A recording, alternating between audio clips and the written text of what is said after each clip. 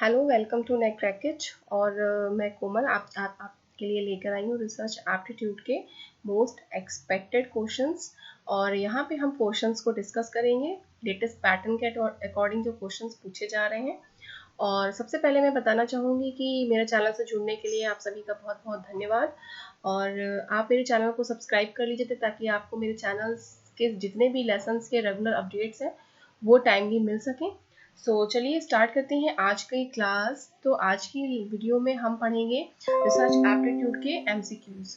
सबसे पहले अगर आप अनअकैडमी प्लस पे सब्सक्रिप्शन लेते हैं या लेना चाहते हैं तो मेरा कोड को फॉलो कर लीजिएगा जो कि है k.komal208-2682। अब इस कोड को फॉलो करके क्या होगा, इस कोड को फॉलो करके आपको जो है वो 10% टोटल फीस में डिस्काउंट मिल जाएगा। और आपको अगर 6,000 रुपये देने हैं तो आपके 600 रुपये लेस हो जाएंगे।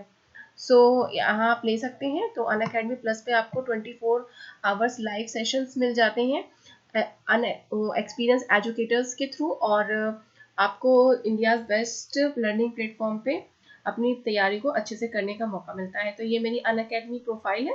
यहाँ अनअकैडमी प्रोफाइल पे आप जाके मेरा नाम सर्च करेंगे एजुकेटर फील्ड में कोमल के, तो इसके थ्रू आप मुझको सर्च कर सकते हो।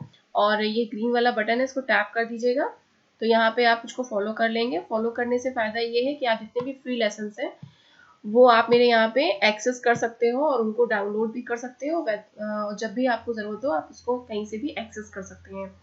तो सबसे पहले आज की हम बात करेंगे। आज का सबसे पहला क्वेश्चन जो है वो है रिसर्च टाइप से। तो रिसर्च टाइप में सबसे पहले हमने देखे इस क्वेश्चन में क्या कह रहा है कि to draw more and more clear ideas about the problem, research applies the laws at the time of field study। अगर हम फील्ड स्टडी कर रहे हैं तो इनमें कौन सी जो रिसर्च टाइप है वो यूज़ किया जाएगा। तो मैं आपको बता देती हूँ, अगर आपने रिसर्च टाइप वाला मेरा लेसन नहीं देखा है तो रिसर्च टाइप वाला लेसन जो है आई बटन पे क्लिक करके देख लीजिएगा। तो वहाँ पे आपको क्लियर पता चल जाएगा। रिसर्च के टाइप मैंने एक ही वीडियो में बनाए हुए हैं, तो वहाँ पे जाके आप देख लेना। तो बेसिकली अगर हम सर्वे टाइप की बात करें तो सर्वे में बेसिकली हम करते क्या है, ये क्वांटिटेटिव अप्रोच होती है जिसमें हम सेल्फ रिपोर्ट का यूज़ करते हैं। और जैसे कि ये पता है कि wide variety of the applied research question पे बेस्ड होती है, तो ये हो जाता है सर्वे मेथड। अप्लाइड की बात करते हैं तो अप्लाइड मेथड में हम यूज़ करते हैं रियल वर्ल्ड प्रॉब्लम्स की। रियल वर्ल्ड प्रॉब्लम सपोज अगर यूट्यूब का कोई भी पर्टिकुलर इश्यू आता है तो वो यूट्यूब बड़े लेवल पे उसको सॉल्व करेगा। बट अगर हम एक चैनल, अगर मेरा ही चैनल है उस पर हम अपनी प्रॉब्लम को सॉल्व करेंगे, इन केस कोई प्रॉब्लम आती तो हम उसको बोलेंगे that is called as the action research. मैंने उसको इमीडिएट क्या किया, सॉल्व कर लिया। ठीक है, तो ये हो गया अप्लाइड। बेसिकली अगर हम बात करें तो सर्वे ही मेथड जो है अप्लाइड का ही एक एक्सटेंशन है।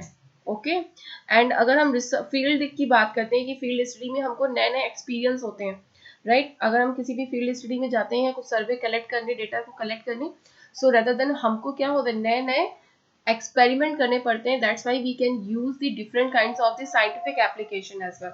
ओके, सो यहाँ पे हम बात करेंगे experimental research. So cause and effect के लिए भी हम इसको यूज करते हैं।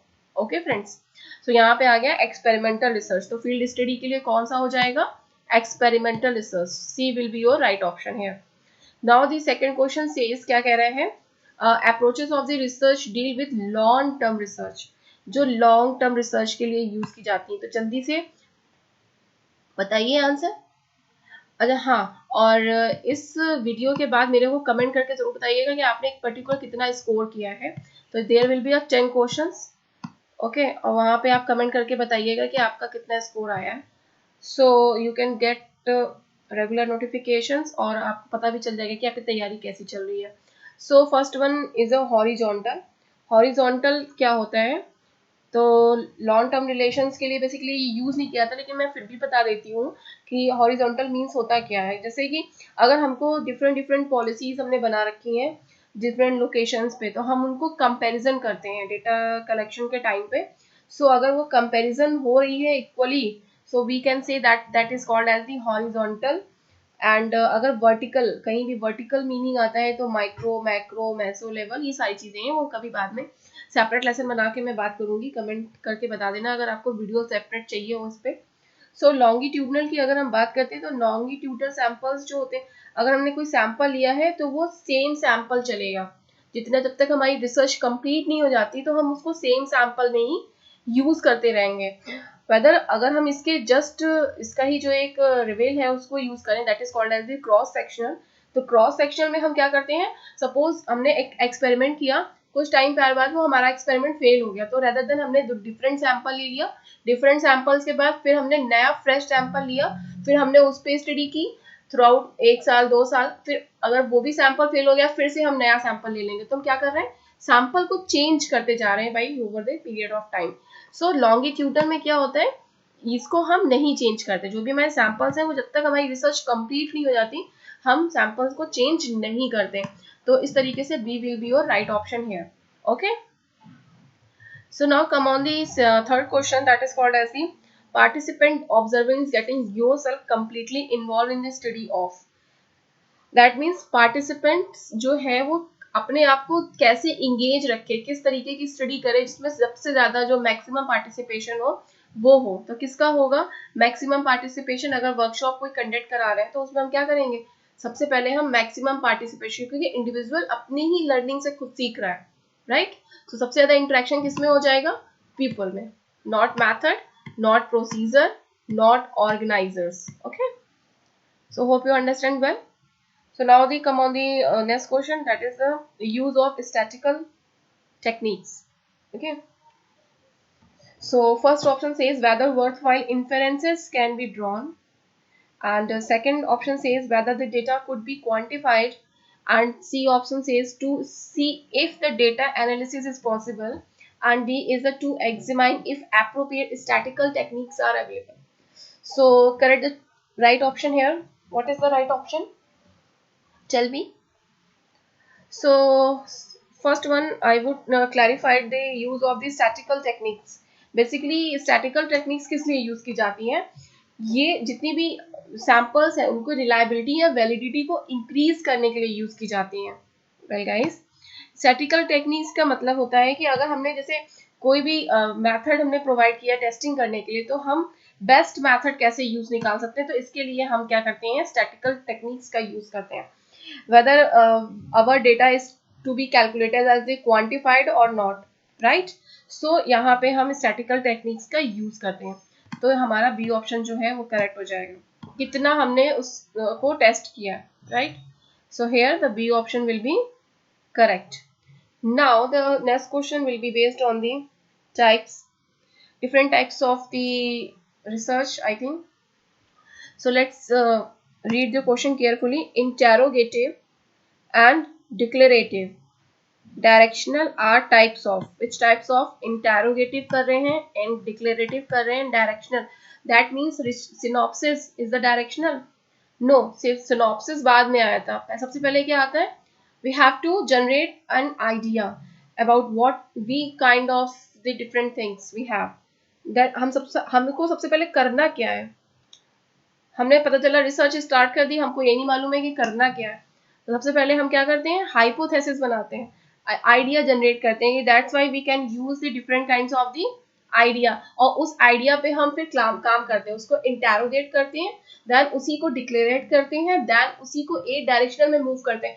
ऐसा नहीं है कि आज मैंने सोचा कि आज मैंने सिनॉप्सिस बना ली, दैट मीन्स आज मुझे इस टॉपिक पे रिसर्च करनी है, दैट वाइज मुझे उस टॉपिक पे रिसर्च करनी, no, this is the invalid method. हमको एक डायरेक्शनल वे में काम करना है, तो that is known to be as the hypothesis, right. So now move forward the next question. तो इसका आंसर क्या हो जाएगा, C will be your correct answer. Okay, now the next question says when you draw inference about whole populations on the basis of observation made on small pot. अब ये question देखिए, theory जो है, अब मैं आपको ट्रिक बताऊंगी इस क्वेश्चन को सॉल्व करने की। थ्योरी आपने पढ़ा, अब देखिए यहाँ पे सबसे पहली लाइन में वो बता दे रहा है when you draw inferences about whole population, that means हम कुछ एक बड़े से स्मॉल पार्ट से लार्ज की तरफ बढ़ रहे हैं, यानी हम जनरल थ्योरी से स्पेसिफिक थ्योरी की तरफ बढ़ रहे हैं। तो यहाँ पे कौन सी रीजनिंग यूज होगी, First one says inductive, second one says deductive, third one says objective, and D is your pseudo. Tell me. अब देखिए यहाँ पे एक ट्रिक दी यूज की है, स्मॉल पार्ट। जैसे स्मॉल से हम लार्ज की तरफ बढ़ते हैं ना, तो हम इंडक्टिव थ्योरी का यूज करते हैं। इंडक्टिव से याद रखिएगा, जैसे ये आई एन है, तो यहाँ पे हमने कोई एक डिफरेंट लॉ दिया।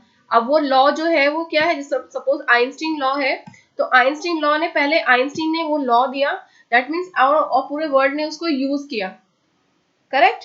तो हम यहाँ पे क्या करते हैं, हम डेटा से न्यू फैक्ट्स की तरफ मूव करते हैं, कोई ना कोई थ्योरी बनाते हैं। Whether deductive theory can be use for testing purpose, okay. जो भी एग्जिस्टेंस थ्योरी है, जैसे E is equal to MC square क्यों है, तो अब इसके हम ट्रुथ को फाइंड आउट करेंगे, तो we use the deductive here, okay.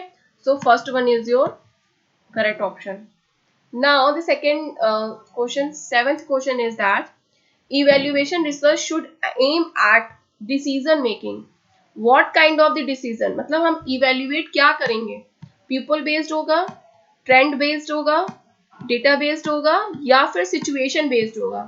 evaluation research basically can be done on the database, okay। हमेशा डेटा पे ही काम करेंगे, कितना डेटा कलेक्ट किया है, कैसे कलेक्ट किया है, उसको कैसे हमें सिक्योर करना है, इन ऑल दैट। तो evaluation research में हम ये सारी चीजें डिस्कस करते हैं। So C will be your correct option here. Now this is a very important question. मतलब इस टॉपिक से हर बार एक क्वेश्चन आता है, तो मैं आपको जो है हर एक ऑब्जेक्टिव का क्लियर स्पेसिफिकेशन बताऊंगी, ठीक है।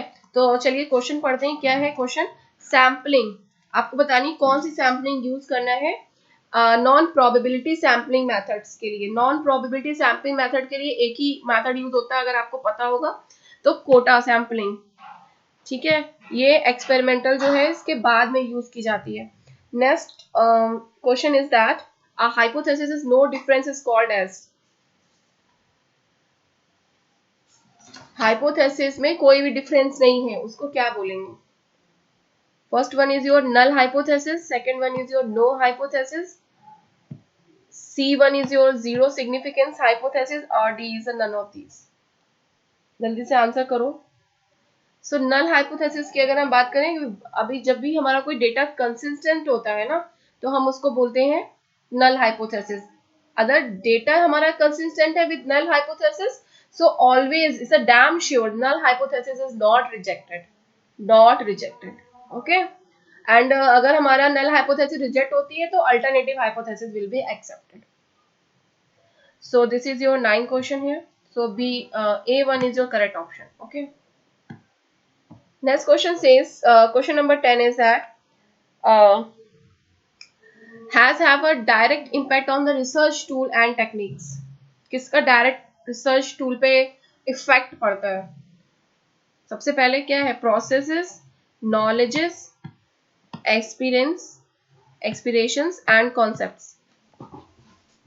तो प्रोसेस अगर हम लोग बता दें कि कैसे, किस प्रोसेस से हम रिसर्च टूल यूज करें, टेक्निक यूज करें, तो क्या उस पर डायरेक्ट इम्पैक्ट पड़ेगा, नहीं।